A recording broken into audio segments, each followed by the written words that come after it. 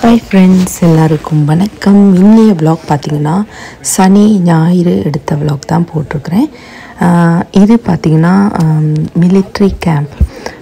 இங்கே இருக்கக்கூடிய பியமன் ஸ்டாஃபில் இருக்கக்கூடிய ஒரு மிலிட்ரி கேம்புக்கு போயிருந்தோம். பார்த்திங்கன்னா என்னோடய மகன் இப்போ மிலிட்ரியில் வந்து ட்ரைனிங் எடுத்துகிட்ருக்கிறாரு. இங்கே ஸ்வீஸில் பார்த்திங்கன்னா ஸ்வீஸ் பிரஜைகள் 18 வயதுக்கு மேலே இந்த மிலிட்ரி ட்ரைனிங் கட்டாயம் செய்யணும். அது வந்து கம்பல்சரி. ஸோ அதுக்காக தான், அதாவது 10 மாதம் அந்த ட்ரைனிங் வந்து எடுத்துக்கணும் எல்லா பிரஜைகளும். ஸோ அதுக்காக தான் வந்து மகனுக்கு வந்து போயிருந்தோம். இது பார்த்திங்கன்னா அது மகன் போய் 2 மாதத்துக்கு பிறகு ஒரு எக்ஸிபிஷன் மாதிரி காட்டுவாங்க. அங்கே என்னென்ன செய்கிறது, எப்படியெல்லாம் அவங்க வந்து ட்ரைனிங் கொடுக்குறாங்கன்னு சொல்லி காட்டுவோம். ஸோ அன்றைக்கி தான் போயிருந்தோம். அன்றைக்கி பார்த்திங்கன்னா ஃபுல் பிரேக்ஃபாஸ்ட் லன்ச் எல்லாமே அங்கே தான் வந்து தந்திருந்தாங்க. ஸோ ஃபுல் டே வந்து அங்கே வந்து இருக்கக்கூடிய மாதிரி இருந்தது. காலையில் 9 மணிக்கு போய் 3 மணிக்கு முடிகிற மாதிரி இருந்துச்சு. ஸோ அதைத்தான் சின்ன சின்ன வீடியோ கிளிப் வந்து உங்களுக்கு காட்டியிருக்கிறேன்.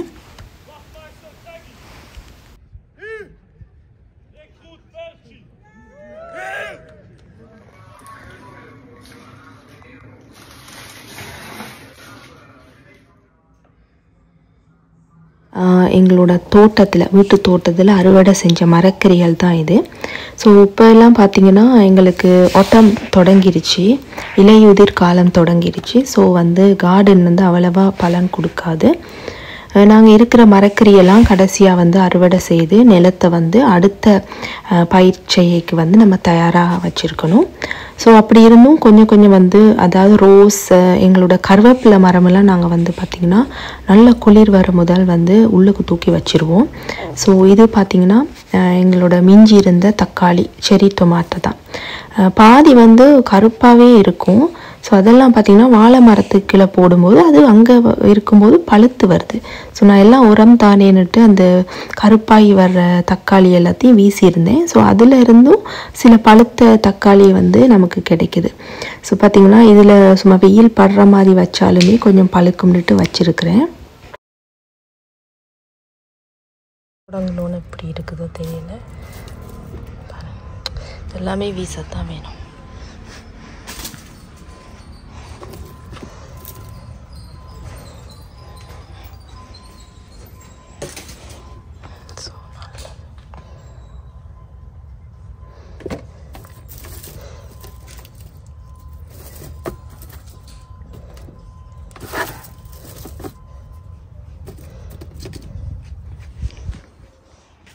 பார்த்திங்கன்னா இந்த சீசனுக்கெல்லாம் ரோஸ் வரும். ஏன்னா ரொம்ப வெயிலும் இல்லை குளிரும் இல்லை. ஸோ ரோஸ் வந்து நல்ல அழகாக ஒரு ரோஸ் மட்டும் அப்படியே பந்து மாதிரி வந்திருந்தது.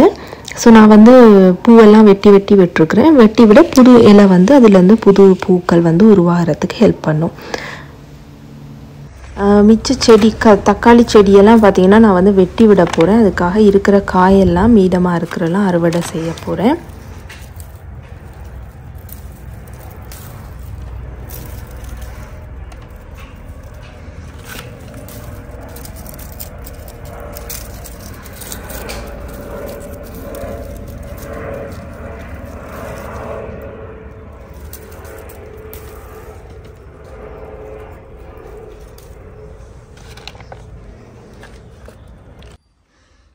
இதெல்லாம் ஈவினிங் வந்து நல்லா க்ளீனிங் ஒன்று கொடுக்கணும். ஸோ இது பார்த்திங்கன்னா எங்களோட ரோஸ்மரின் சின்ன செடியாக வச்சது. ஸோ எங்களுக்கு முடி சம்மந்தப்பட்ட தைலம் தயாரிக்கலாம் நல்லபடியாக யூஸ் ஆகும். இல்லாட்டி இங்கே உள்ள சாப்பாடுகள் ரெசிபிஸ் எதுவும் செய்கிறனா கூட யூஸ் ஆகும். ஸோ ரோஸ்மரின் ஃப்ரெஷ்ஷாகவே பறித்து போட்டுருவோம். இது பார்த்திங்கன்னா எங்களோட வாழை மரம் நல்ல பெரிய சைஸுக்கு ஒரு வாழை மர தோட்டம் மாதிரியே அந்த இடத்துல உருவாகிருக்கு. ஒவ்வொரு இலையும் பார்த்திங்கன்னா ஒரு 5 அடி நீளத்தில் இருக்கும். ஆனால் வந்து இந்த முறை எங்களுக்கு வாழை கொலை போடலை. ஏன்னா வந்து அடுத்த வருஷம் கொலை போடும்னு நான் நினைக்கிறேன். பார்த்திங்கன்னா நான் இருக்கிறது வந்து வாழை மரத்துக்கு கீழே. இந்த vlog பார்த்திங்கன்னா ஞாயிற்றுக்கிழமை நான் எடுத்துக்கிட்டு இருக்கிறேன்.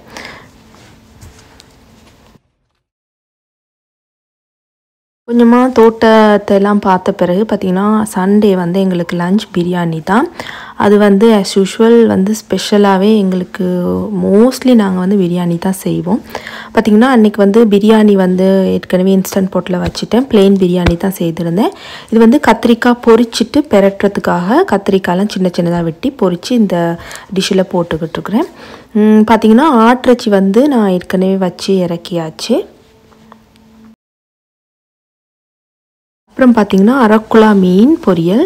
இதுக்கு வந்து நான் ஏற்கனவே நல்லா மசாலா வந்து தடவி வச்சுருந்தேன். அதாவது மிளகாத்தூள், உப்பு, மற்றது வெள்ளைப்பூண்டு பவுடர் இருக்குல்ல, அது ரெடிமேட் அங்கே கிடைக்கும். அதுவும் எல்லாம் போட்டு நல்லா மிக்ஸ் பண்ணி ஒரு 1 ஹவருக்கு முதலே மிக்ஸ் பண்ணி வச்சுருந்தேன். அப்போ தான் நல்லா மசாலா ஊறும். ஸோ அதுவும் இன்றைக்கி வந்து பொரிச்சுக்கிறேன்.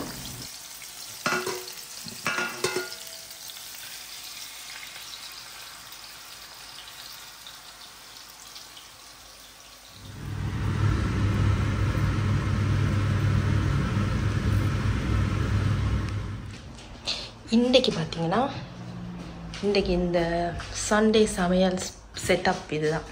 வாழை இலையில் சாப்பிட போகிறோம். பிரியாணி, ப்ளெயின் பிரியாணி, ஆட்டிறைச்சி, கத்திரிக்காய் பொரிச்சு பெரட்டினது, அப்புறம் ஃபிஷ். இவ்வளவு தான் இன்றைய மெனு. இல்லை, நான் தான் வச்சேன் பிரியாணி.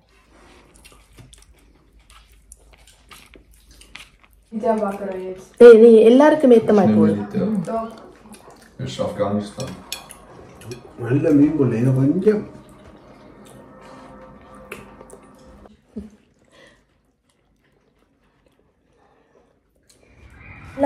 பிரியாணி என்ஜாய் பண்ணி ஒரு சின்ன ரெஸ்ட்டுக்கு அப்புறமா பார்த்திங்கன்னா ஈவினிங் வந்து கார்டனை வந்து கொஞ்சம் எங்களோட திராட்சை கொடியில் இருந்தெல்லாம் நிறைய இலையெல்லாம் பழுக்க தொடங்கிருச்சு. ஸோ அதெல்லாம் வெட்டி க்ளீன் பண்ணணும். எங்களுக்கு இப்போ வந்து ஒட்டமுக்கு, அதாவது இலையுதிர் காலத்துக்கு நம்ம ரெடி பண்ணணும் கார்டனை. ஸோ அதுக்கு தான் வந்து பழுத்த இலையெல்லாம் கொட்டுறதுக்கு முதலே நான் வெட்டி விட்டுருக்குறேன்.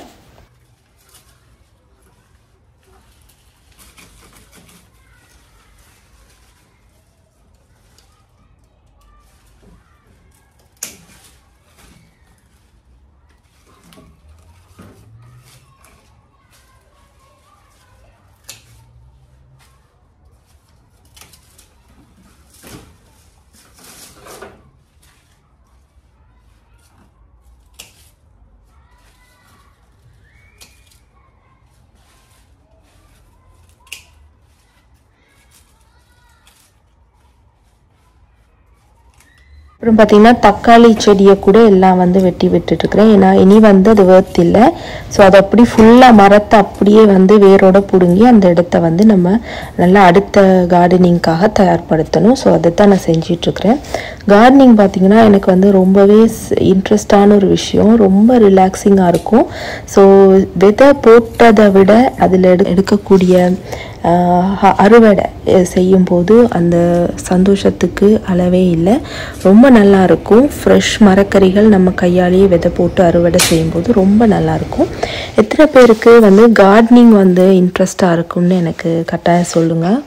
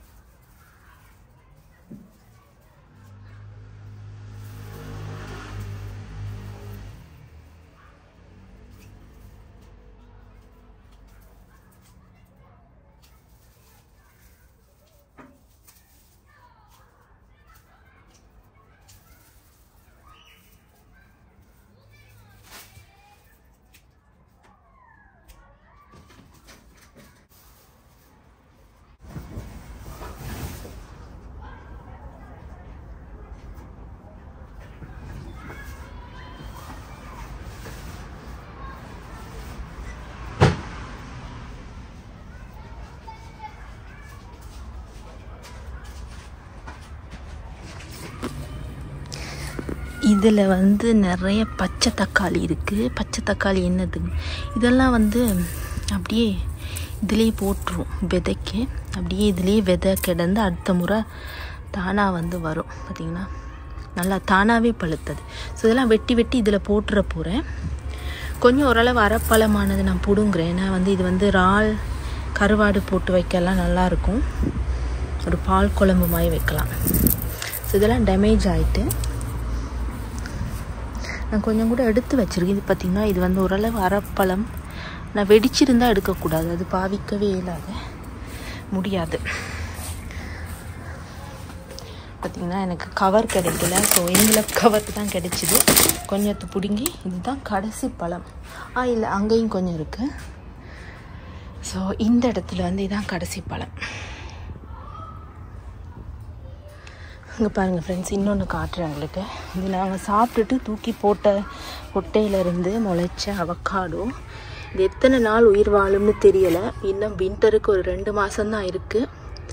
ஸோ அதுக்குள்ளே பெருத்தாலும் வீட்டுக்குள்ளே கொண்டு போய் வச்சு பெரிய மரமாக்கி உருவாக்குற அளவு இல்லை.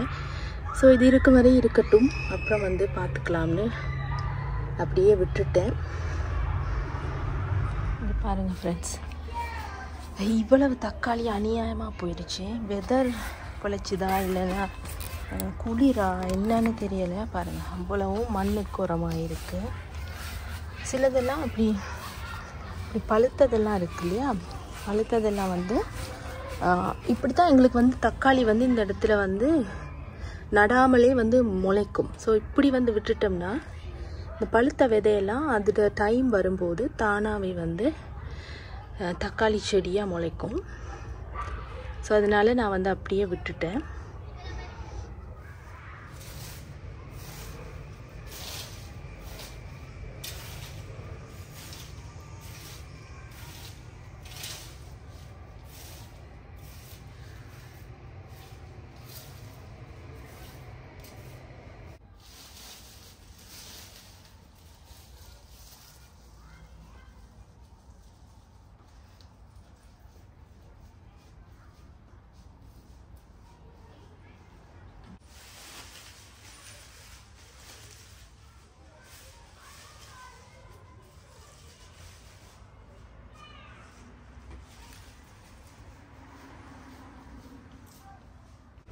இப்போ பார்த்திங்கன்னா இதெல்லாம் குத்தி விட்டாச்சு. குத்திட்டு பார்த்திங்கன்னா தக்காளி அது பாட்டுக்கு இருக்கட்டும், அதெல்லாம் உரம் தானே. இது பார்த்திங்கன்னா சின்ன வெங்காயம் இல்லை வெங்காயம். இது ஒன்றும் போடலை, வின்டர் வெங்காயமாக என்னன்னு போடலை. பட் வந்து நாங்கள் போன முறையும் இப்படி தான் செய்தோம். இந்த டைமில் வெங்காயம் போட்டால் ஒரு ஏப்ரல் மே ஜூன் வாக்கில் அறுவடை செய்யக்கூடிய மாதிரி இருக்கும். இங்கே பாருங்கள், பெரிய பாம்பு மாதிரி ஒரு மண்புழு. இந்த மண் பார்த்திங்கன்னா நிறைய மண்புழு இருக்குது. அதனால வந்து தோட்டத்துக்கு சூப்பராக விளைச்சல் கொடுக்கும். ஸோ பார்த்திங்கன்னா நான் வந்து வெங்காயம் நட்டுட்ருக்குறேன். பார்த்திங்கன்னா சின்னது குட்டி வெங்காயம் மாதிரி இருக்குது. பட் வந்து இது வந்து பெருசாக வரும். ஸோ இப்போவே நட்டு வச்சுருவேன் நான். ஸோ ஒரு கொஞ்சம் இடத்தையும் வேஸ்ட் பண்ணக்கூடாது நம்ம.